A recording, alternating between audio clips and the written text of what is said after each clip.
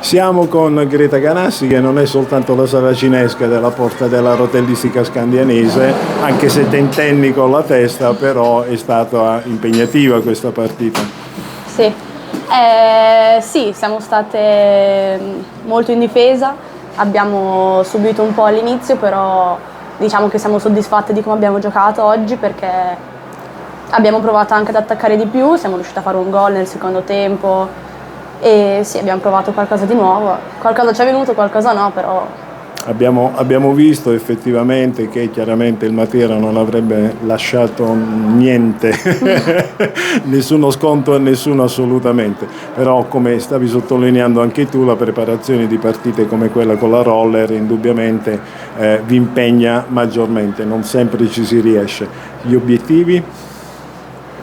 ma adesso che la Coppa Italia è fuori discussione, diciamo, l'obiettivo è sempre puntare al campionato.